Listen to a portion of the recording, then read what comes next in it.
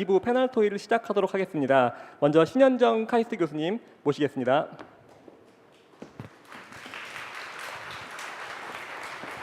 예, 한국과학기술연구원 키스트의 최낙원 박사님 모시겠습니다. 예, 그럼 저희도 자리에 갈까요?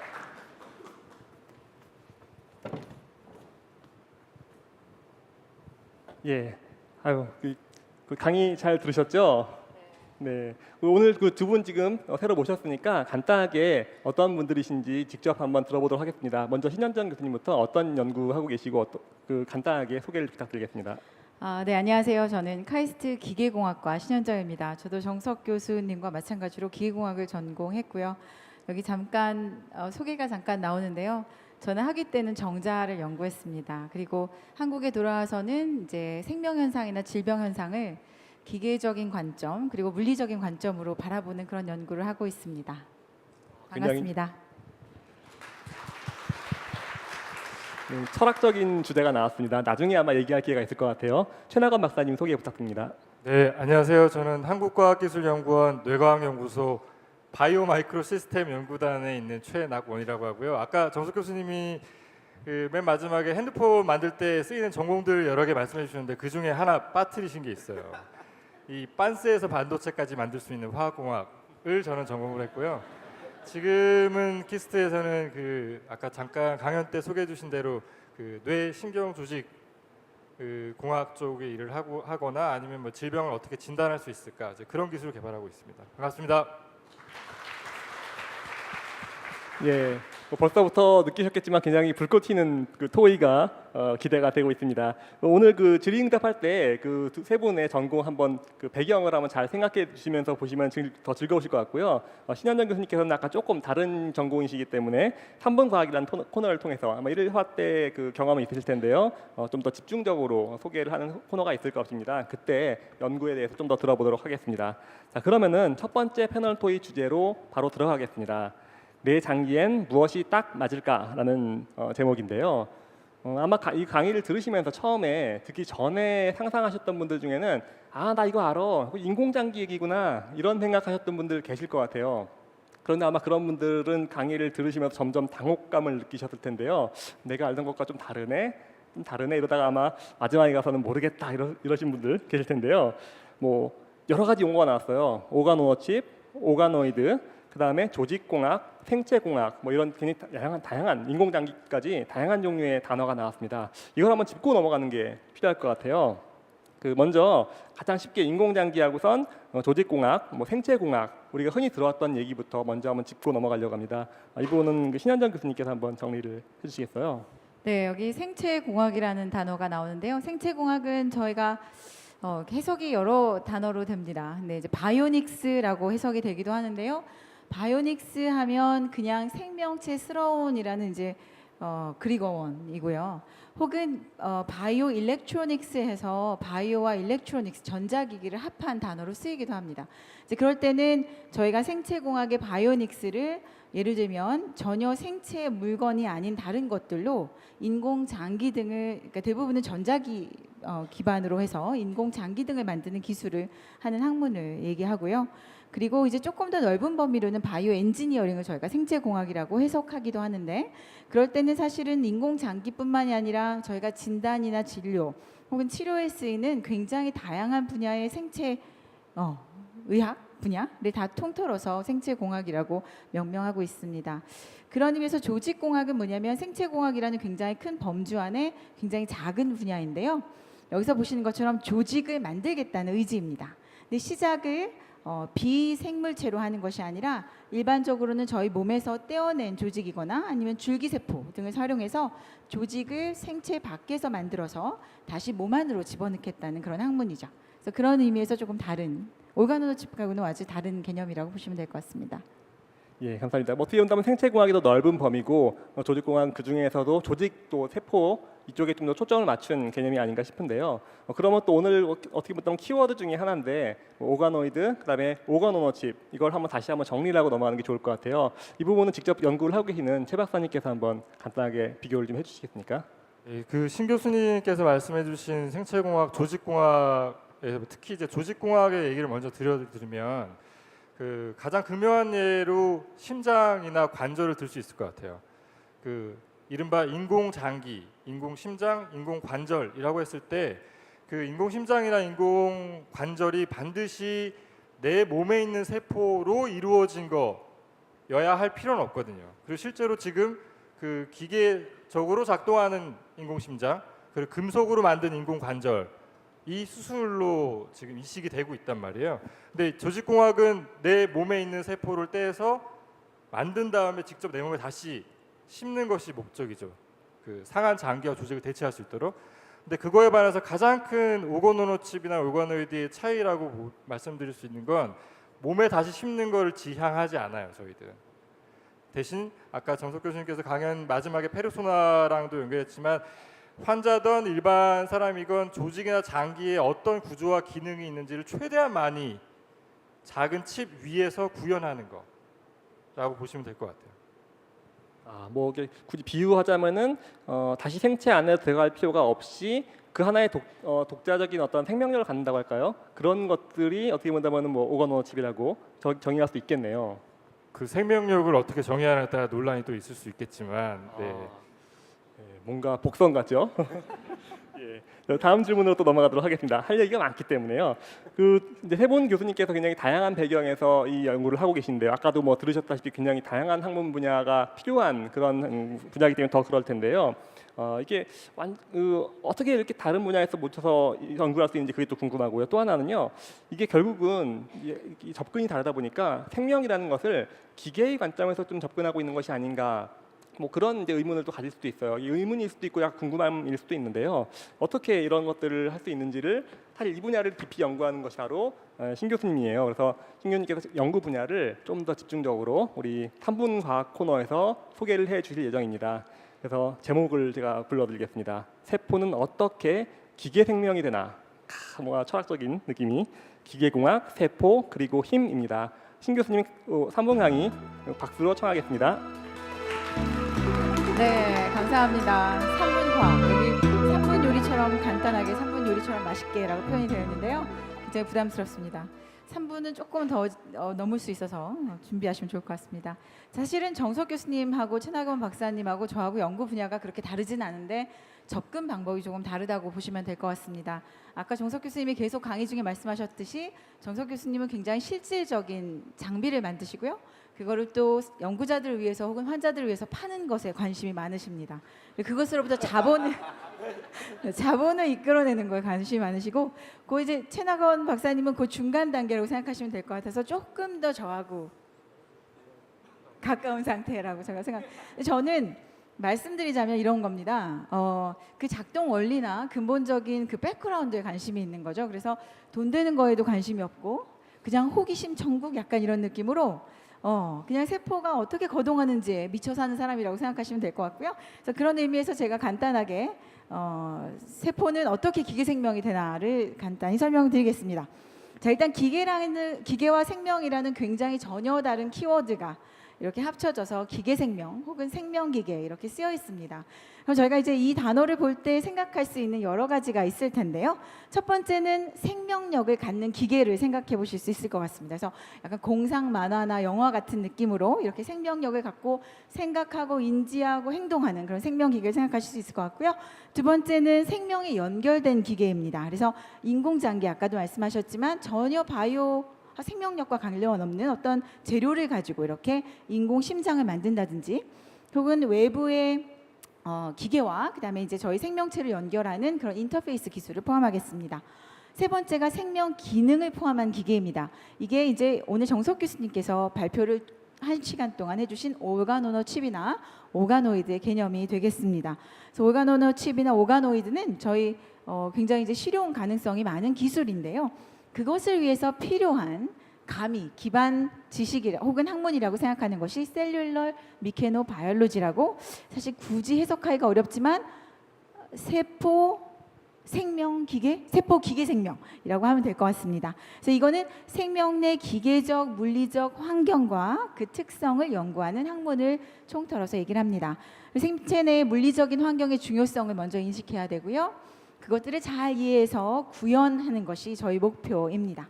그래서 잠깐 설명을 드리면 다 아시다시피 제가 이제 또 친절하게 이렇게 처리도 했는데요. 저희 몸은 세포로 만들어져 있죠. 그래서 약 200개의 다른 세포들을 만들어져 있고 10의 13승계의 세포가 있습니다. 굉장히 많은 세포입니다. 근데 저 아시다시피 저희는 처음에 정자와 남자가 만나서 수정란으로부터 시작을 하죠. 한 개의 세포가 어느 일정 시간이 지나면 굉장히 분열을 많이 하고 또 분화를 해서 10의 13승계라는 엄청난 숫자의 세포가 200개의 굉장히 다른 모양과 기능을 가지게 됩니다. 자, 이때 어떻게 해서 굉장히 동일하고 호모지니어스한 세포들이 어느 순간 갑자기 다른 세포가 되도록 결정을 하냐는 거죠. 물론 세포는 자기가 가지고 있는 유전자의 그 프로그램을 가지고 태어납니다. 그러나 그 페이트, 그러니까 그 운명을 결정짓는데 굉장히 중요한 역할을 하는 것이 친구들입니다. 그래서 피어 프레셔가 존재하는데요. 이 친구와 저와 어떻게 힘을 서로 나누느냐가 세포가 어떻게 모양을 형성하고 3차원이냐 2차원이냐를 결정하는 중요한 요소가 된다는 연구들이 있거든요. 그래서 여기서 힘이 굉장히 중요하다는 것을 말씀드리겠습니다. 자, 또 하나는 저희가 세포를 이미 만들어진 세포들을 한번 보겠습니다. 여기에 이제 심장이 나오고 그리고 혈관이 나오죠. 심장은 아까 보시다시피 굉장히 이렇게 뭐라죠?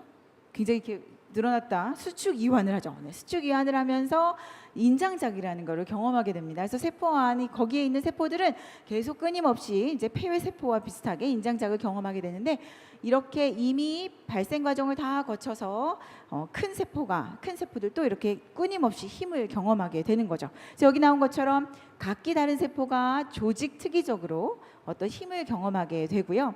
그래서 저희는 그 미세 환경의 물리적인 환경과 그다음에 생화학적인 환경을 잘 모사해 주는 것이 굉장히 필요하다는 관점입니다. 또 하나는 그렇게 이제 전다 능력이나 인장과 같은 그런 직접적인 힘 말고도 여기 보시는 것처럼 생체는 조직 특이적인 강성이 존재합니다.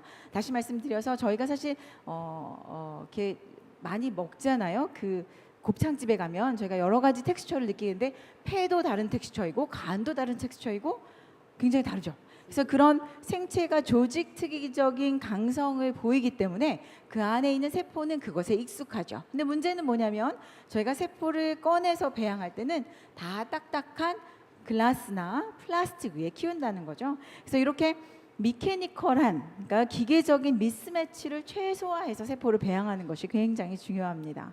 그게 이제 생명과 기계 사이에서 저희가 풀어야 할 문제이고요. 정석 교수님이 1시간 동안 강연하신 그 올게노노 칩이라는 것은 어떻게 보면 현 시대에 존재하는 굉장히 좋은 솔루션이죠. 그러니까 생체의 기계적인 환경과 생화학적인 환경을 가장 잘 모사해서 저희가 이거를 상품화로 또 가치를 만들 수도 있는 굉장히 좋은 결정체라고 생각이 됩니다. 그래서 결론을 드리면 세포는 어떻게 기계 생명이 되냐면요. 세포가 처한 미세 환경을 생화학적인 것뿐만이 아니라 물리적인 것까지 충분히 재현을 해서 생체 기능을 대변하게 되면 그것들이 생체 기능을 포함한 기계가 되기도 하고요.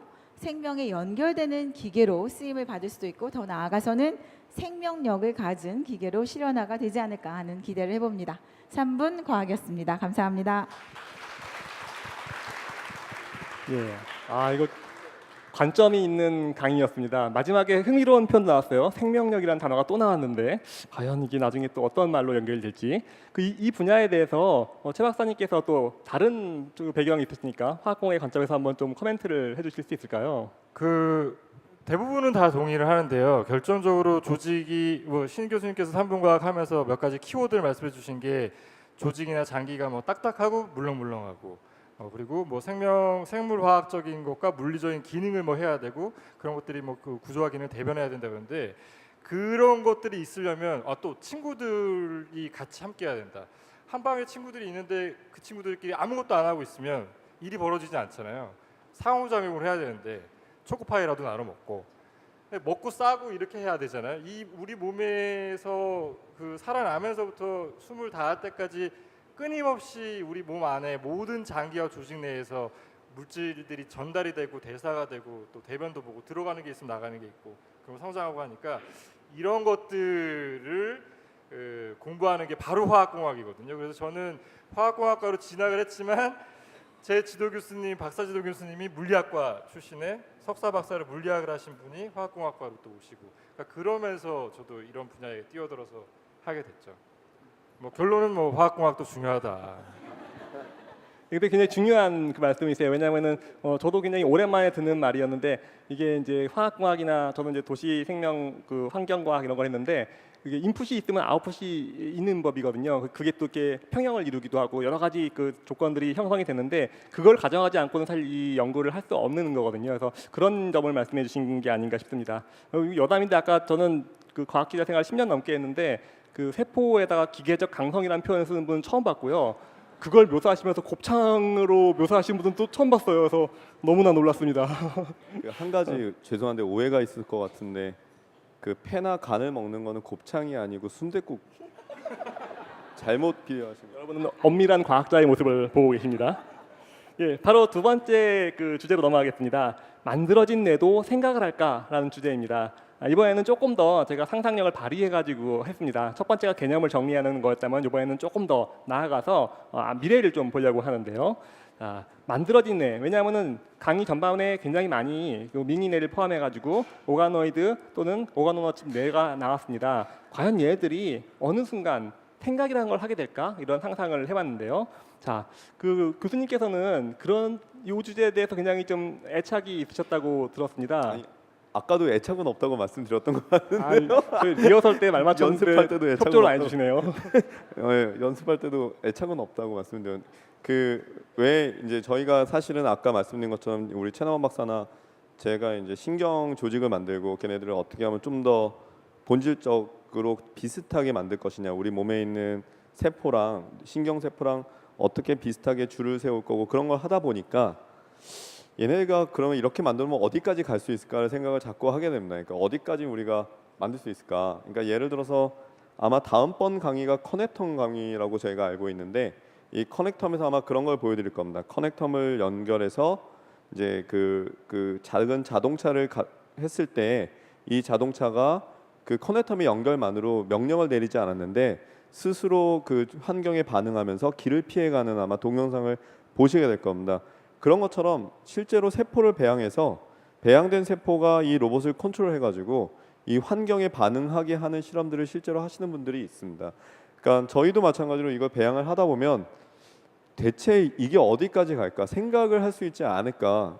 처음 여러 가지 단계가 있겠죠. 그러니까 뭐 환경에 반응은 할 수 있을 것 같고 그러다 보면 논리도 있을 수 있을 것 같고 어떻게 생각하다 보면 이제 막 생각도 할 수 있을 것 같고 감정도 갖게 되지 않을까 이제 그런 생각을 하게 되는데 저는 개인적으로는 물론 뭐 굉장히 어려운 부분도 많고 시간도 많이 걸리겠지만은 그 끝까지 가능할 거라고 생각하는 편입니다. 그래서 생각을 어디까지 지금 자꾸 노려보시는데 저는 끝까지 저희가 이미 아마 저는 끝까지 가능할 거다. 저희의 실제로 감정이나 거의 모든 부분들을 다 궁극적으로 만들어낼 수 있을 거다라고 생각하는 편이고요.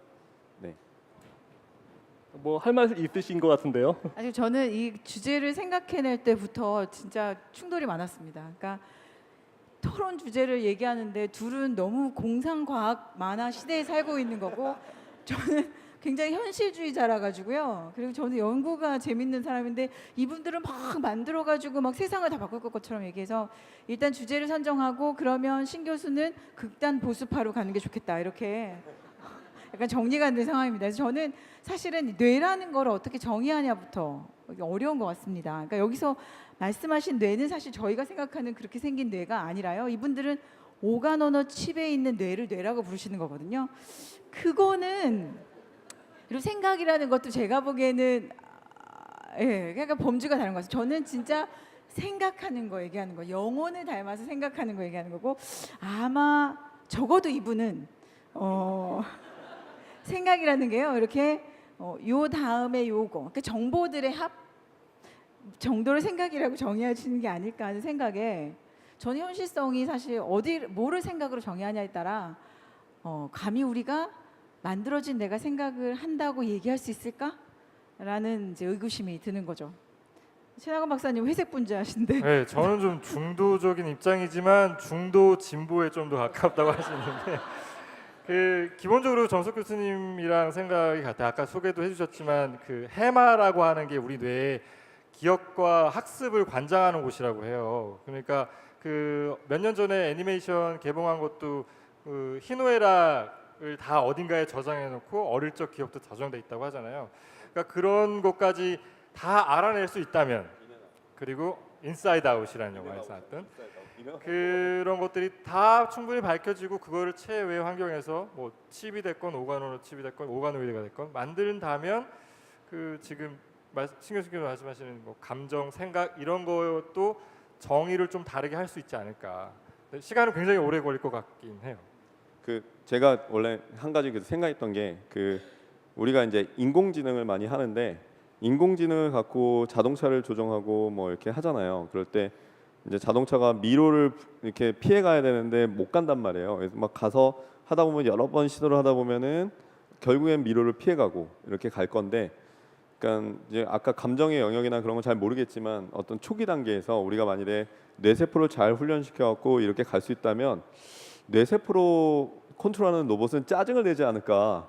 어느 시점에 이게 가다가 에잇 하면서 이렇게 게을러지거나 아니면은 가기 싫어서 뭐 딴 데를 간다던가 뭐 하는, 그러니까 우리가 프로그래밍 할 수 없는 뭔가 생기지 않을까. 그 감정적인 영향도 역할도 어느 정도 계속 나오지 않을까라는 생각을 하고 있고요. 저는 그게 이게 점점점 어큐뮬레이션 돼가면서 우리가 생각하는 심지어 감정이 굉장히 깊은 영역까지 모사할 수 있을 거라고 생각하는 편입니다. 근데 거기서 중요한 게 이런 것 같아요. 그러니까 칩에서 칩에 이제 세포들을 넣고 뇌와 유사한 구조를 만들고 그 연결성을 만드는 것까지는 좋은데, 이제 거기에 저희 정보와 생각을 주입해야 되는 이제 BMI 기술이 들어가야 되는 거죠. BMI는 브레인 머신 인터페이스입니다. 네.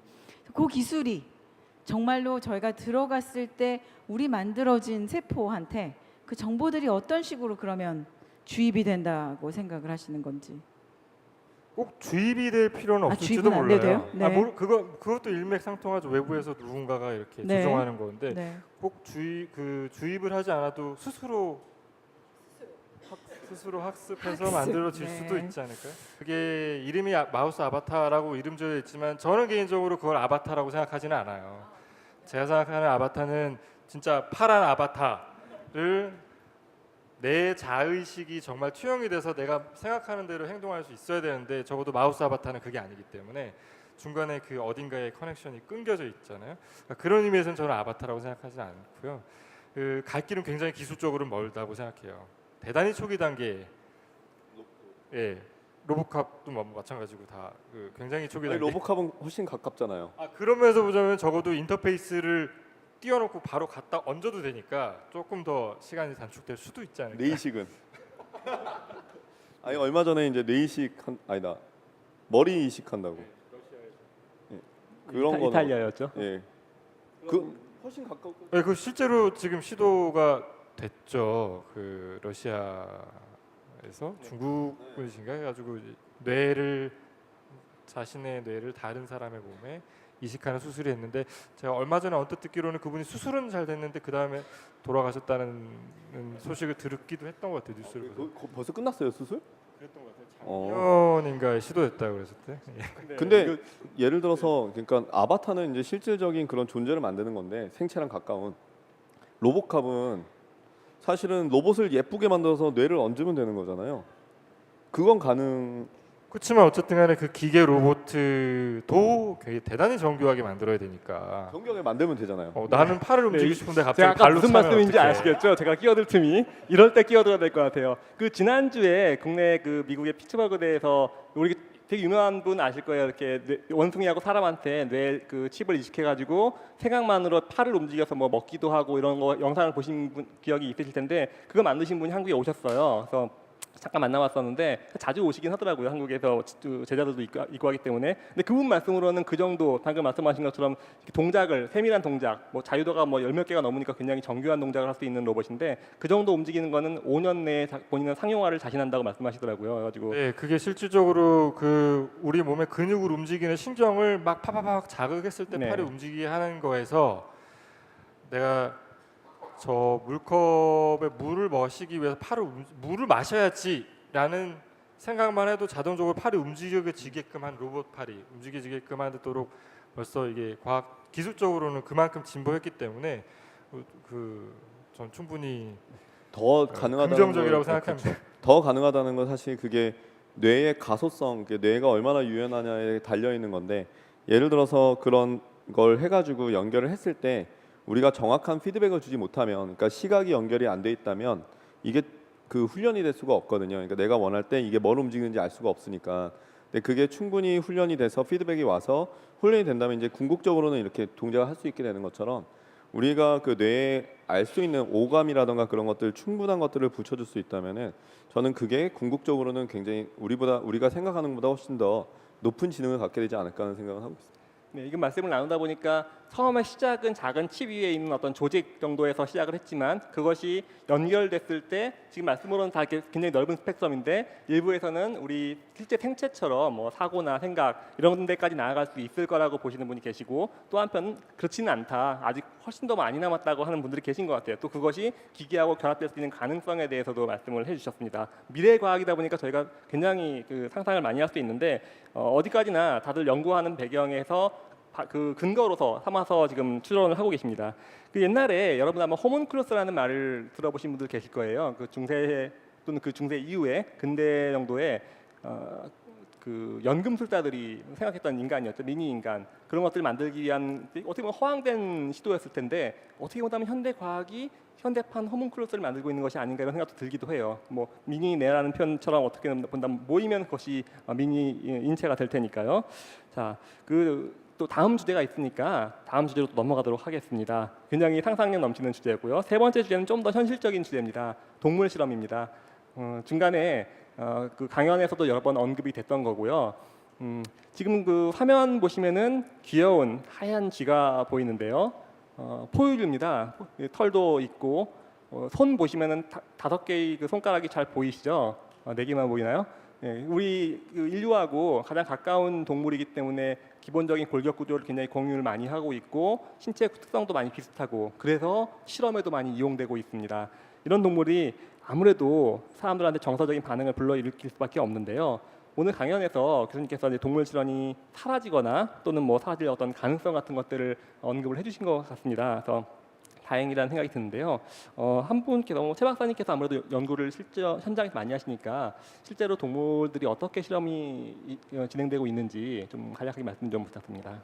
예, 저는 동물 실험은 하고 있지는 않지만 동물 실험이 쓰이고 있는 데가 크게 3가지 정도로 나눌 수 있을 것 같아요.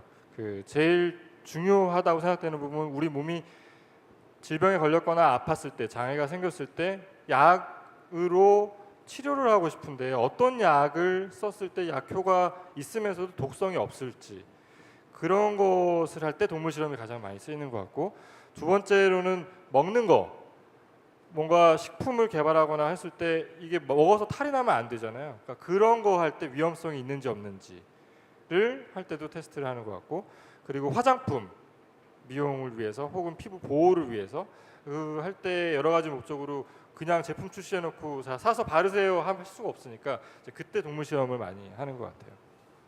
제가 이제 요거 준비하면서 저도 굉장히 관심이 많은 주제여가지고 주변에 이제 화장품 업체들 하는 분들한테 얘기를 좀 들어봤는데 들어봤더니 요즘에는 다행히도 좀 더 이렇게 표현하면 좋을지 모르겠지만 뭐 착한 기업들이 늘어가지고 과거처럼 무분별하게 그렇게 동물들을 안전성 테스트에 이용하지 않는다 이런 말씀을 하시긴 했어요. 그래서 어떤 식으로 지금은 좀 변화가 있는지 혹시 뭐 박사님 교수님 혹시 네, 그 착한 기업이라는 거는 이제 동물 실험 대신 다른 방법을 통해서 이제 화장품, 특히 화장품의 경우에는 화장품 검증을 하는 회사들을 소위 착한 기업이라고 표현을 하는데요.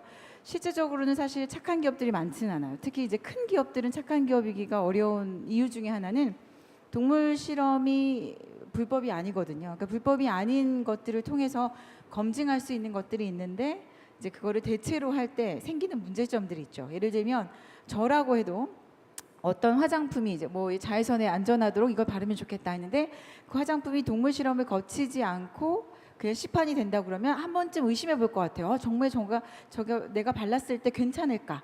물론 동물이 저를 대신해 주진 않지만 그래도 한 단계 가까운 개체에서 실험이 된 거잖아요. 그래서 그런 사람들의 어떤 인식의 문제도 있고요.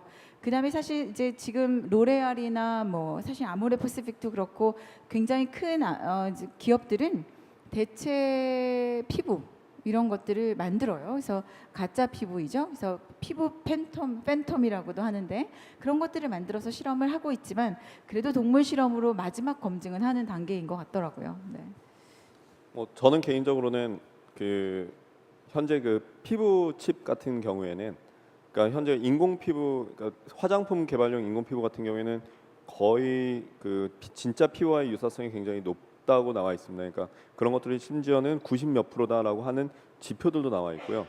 어떤 경우에는 자외선을 많이 받으면 까맣게 변하는 세포도 있고 피부도 있고, 그러니까 그런 피부 모델 굉장히 많이 발전해 있는데 그거의 실질적인 활용을 굉장히 막는 것 중에 하나가 냉동 기술이 부족하고 보존하고 배달을 하는 기술이 부족한 겁니다. 그러니까 그 우리가 만일에 피부를 만들어서 아주 쉽게 배달할 수 있다면 사실은 그런 것들은 비용 문제를 확실히 다운시킬 수 있거든요.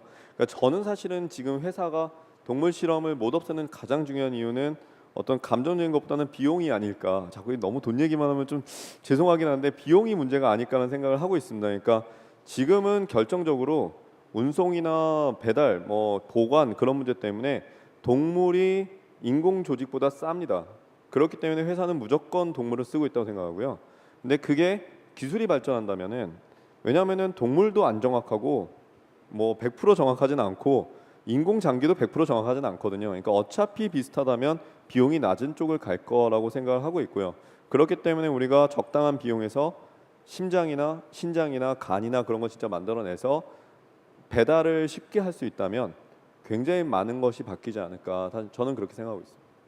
저는 없어지지는 않을 것 같은데 최소한의 동물 실험으로 그 체외 환경에서 여러 가지 실험들과 같이 가지 않을까. 그 두 가지 이유라고 저는 생각하는데, 정석 교수님께서도 말씀하셨지만 이 기술적으로 봤을 때 우리가 올고노 칩이나 올고노들을 만들 때 우리 몸과 정말 한치의 다름도 없이 똑같이 만들겠다가 목표와 목적이 아니에요.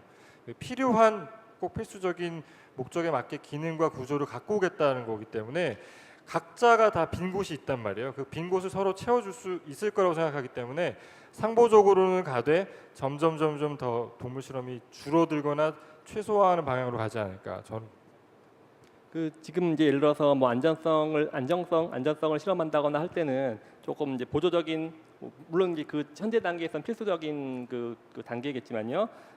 그거 말고 대상 자체가, 동물 자체가 예를 들어서 뭐 쥐의 뇌를 연구한다 이런 식으로 연구 주제이기 때문에 또 실험 동물이 또 동원되는 경우도 있잖아요. 그런 것 같은 경우는 어떻게 대체가 좀 어려울까요? 예를 들어서 오가노이드나 오가노 칩 같은 걸로 그런 기능을 규명하는 순수과학 연구에서도 도움이 될 수 있을지가 좀 궁금합니다. 그러니까 저는 정말 이게 너무 그렇게 가는 거는 좀, 제가 일부러 그러는 건 아니고요. 한쪽 끝에 쓰려면 원래 제 스타일이 그래서 그러는데 저는 무조건 비용 문제라고 생각을 하고 있고요. 그러니까 기본적으로 미흡한 부분이 있지만은 아무래도 공대라서 그런지, 그러니까 실제로 그 사용자들이 제대로 사용할 수 있고 연구자들이 편안하게 사용할 수 있는 어떤 오가노이드라던가 그런 게 나온다면 궁극적으로는 그 미케니즘을 밝히는 연구 자체도 저는 완전히 대체할 수 있다고 보고요. 왜냐하면은 사실 설치료가 비슷하다고 하더라도 굉장히 많은 부분이 다릅니다. 그러니까 뭐 아까 뭐 딱 보면 같아 보이지만 같아 보이진 않죠. 눈 색깔도 다르고.